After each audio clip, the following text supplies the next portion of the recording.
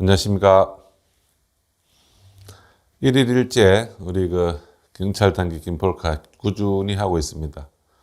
그래서 조금 토막토막하지만 모아놓으면 좋은 공부가 될 것 같습니다. 이번에는 지난번까지 죄수론을 주로 다뤘는데 이번에는 몰수 추징, 형벌론에서 몰수 추징은 중요한 부분이죠.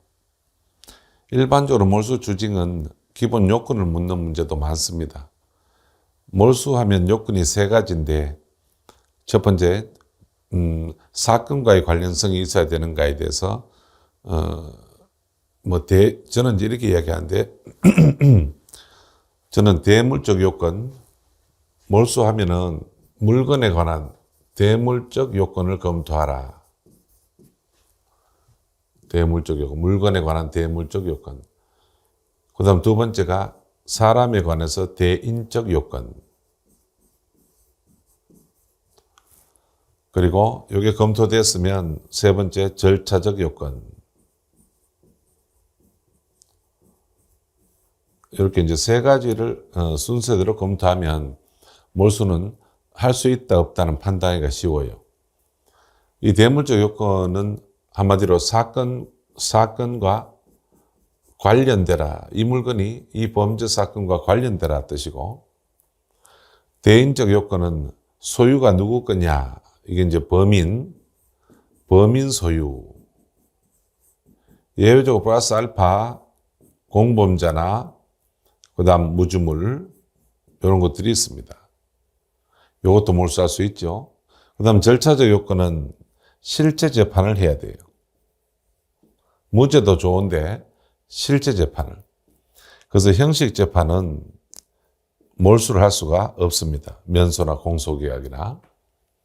그래서 이런 게 이제 몰수의 기본 세 개, 이거 다 갖춰야 돼요, 세 가지를. 근데 오늘 이 문제는 이 몰수의 기본 요건을 묻는다기보다도 이 몰수 추징에 관해서 좀 예외적인 상황을 오늘 주제로 만들었어요. 그래서 몰수 추징 설명 중 이제 기본 요건은 나중에 여러분들 공부할 때 많이 하셨으니까 오늘은 이런 경우도 몰수가 가능한가? 또 이런 경우는 또 어떻게 하는가? 원칙에 조금 벗어나는 그런 경우를 조금 몇 개 골라봤습니다.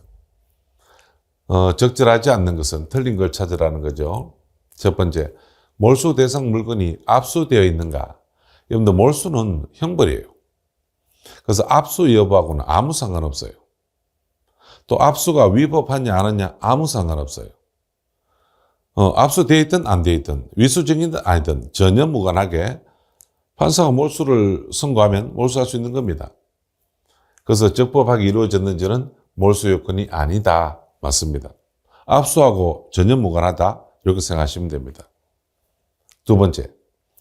자, 이 질문은 얼마를 우리가 마약에서 히로뽕이나 이런 거를 얼마를 우리가 몰수 또는 추징해야 되는가에 관한 질문인데 이게 죄수하고 조금 다릅니다. 히로뽕 같은 경우는 이 수수를 하면 수수죄가 있고 투약을 하면 투약죄가 있고 이 사람은 실체적 경합에 해당합니다. 실체적 경합에 해당하는데 어차피 이 투약한 것은 받은 거에서 일부를 투약했으니까 우리가 몰수나 추징하는 어떤 그런 범위를 계산할 때는 요 투약 부분이 있죠. 이 투약 부분은 요거는 가액을 별도로 추징할 수가 없다가 맞는 말입니다. 그래서 이만큼 수수해서 그만큼 먹었다 하더라도 몰수 부분은 요 전체 투약 부분 빼고 처음에 받은 요것만 몰수하게 되어 있습니다. 이게 지금 판례 입장이고요.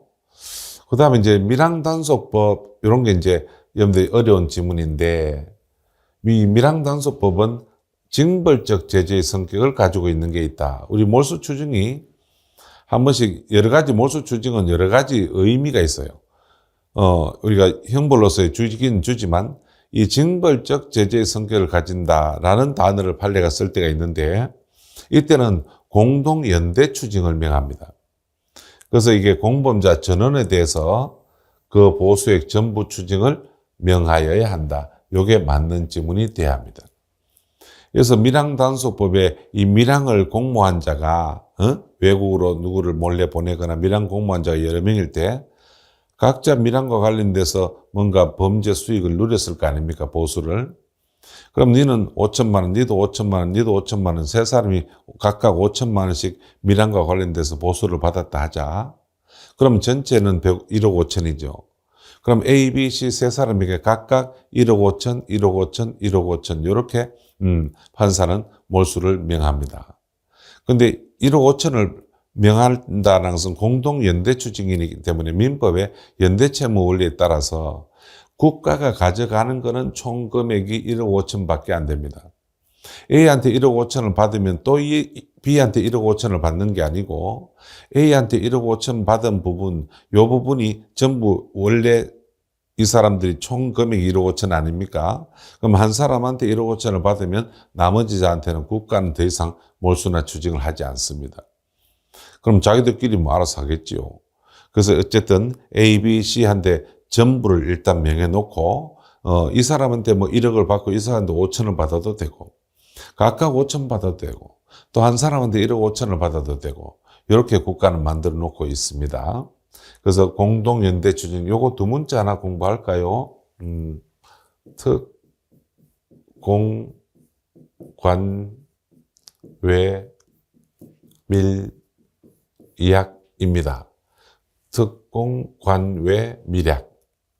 특공, 관, 외, 밀약. 이게 징벌적 제재.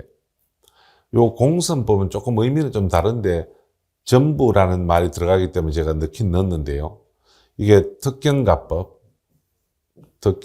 특정경제범죄 가중처벌, 공선법, 공직선거법, 그 다음 관세법, 외국환관리법, 그 다음 밀항단속법, 그 다음 마약류관리법, 요거는 향정신성의약품 포함해서요. 이런 마약류관리법, 특공관외 밀약. 특히 요 공직선거법은 의미는 좀 다르지만 나머지 5개는 징벌적 제재의 성격을 띠고 있다. 그래서 정답에 공범자 전원에 대해서 보수액 전부의 추징을 명하여야 한다. 요 말이 맞는 특별법입니다. 형법은 없습니다. 원래 몰수 추징 액수 계산할 때는 이 몰수 추징을 각자 받은 만큼 하는 게 원칙입니다. 그런데 받은 만큼 하는 게 아니고 이 특공관외 밀약에 해당하면 전원에 대해서 전부 추징을 명한다. 요 말 기억하시고 이건 암기 안 하면 맞출 수가 없습니다. 됐죠? 그래서 이 말은 맞는 말.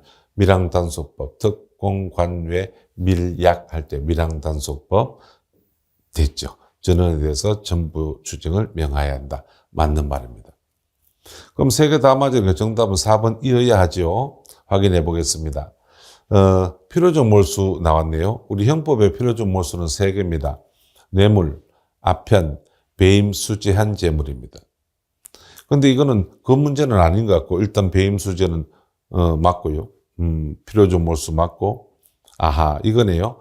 그대로 가지고 있다가 받은 돈을 그대로 가지고 있다가 정제자 준 사람한테 반환했네요. 그럼 이건 누구한테 그 몰수나 추징을 해야 될까요? 자, A가 B한테 뭔가를 줬단 말이에요. 돈을. 그럼 이거를 그대로 돌려줬잖아요. 그죠? 그럼 이 물건은 어디 있어요? 돈이나 물건은? 여기 와 있겠죠. 이 사람이 지금 준 사람 아닙니까? 그러면 이 사람이 받은 사람 아닙니까? 그럼 받은 사람이 그대로 돌려줬을 때는 현재 여기 와 있단 말이에요. 그래서 법원은 이 사람한테 몰수나 없으면 추징을 면항해야 됩니다. 그 물건이 어디 있는지를 잘 보셔야 돼요. 특히 뇌물죄는 이런 질문 많이 나오거든요. 뇌물죄 연습 하나만 더 해볼까요? 자, 여기서 자, 이 A가 B한테 100만 원을 줬다. 이게 공무원인데 뇌물죄죠. 수뢰죄. 근데 100만 원을 이 지문 처음에 돈 받을 때 지문 찍힌 거 있죠. 요거 100만 원 다발. 요거를 그대로 돌려줘야 100만 원 여기 오는 거죠. 그죠? 그럼 이때는 이 사람이 그대로 돌려줬기 때문에 이 사람한테 몰수 추징을 합니다. 근데 이걸 그대로 돌려주지 않고 이거 소비를 해버린다. 예금을 했다, 은행에. 그래서 나중에 불안하니까 자기 돈을 다시 찾아서 돌려줬죠.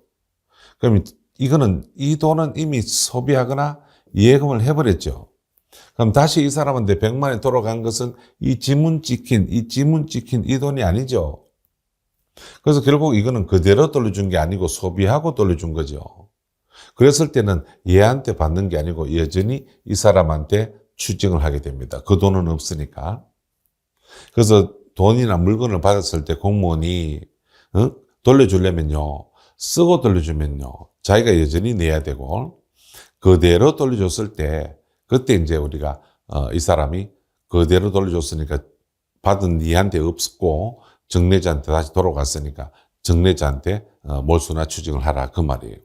그래서 여기서 핵심 단어는 그대로 가지고 있다가 돌려줬다. 이 말을 빨리 찾고 그대로 줬으니까 정례자한테, 이것은 정제자가 되겠죠. 정제자한테 줘야 되는데 수제자로부터 했으니까 틀린 지문 되겠죠. 이 사람한테 했으니까, 그지? 그래서 이 지문은 틀린 지문, 그래서 정답은 4번이 됩니다. 이렇게. 요거 다음 시간에 요 계산하는 거 조금 더 연습해 볼까요? 오늘은 요까지 마무리하고, 이 몰수는 원칙적으로 몰수 요건을 묻는 문제도 있고, 이게 몰수와 관련돼서 약간 예외적인 판례를 묻는 경우도 있고, 그 다음 뇌물죄 같은 경우는 계산까지도 묻는 문제가 있습니다. 그래서 다음 시간에는 우리가 몰수에 대해서 얼마를 이 사람한테 몰수 추징해야 되는가, 그 부분에 대해서 조금 공부를 하는 시간을 갖도록 하겠습니다. 오늘 여기까지 하고 마무리하겠습니다. 열심히 하시기 바랍니다. 감사합니다.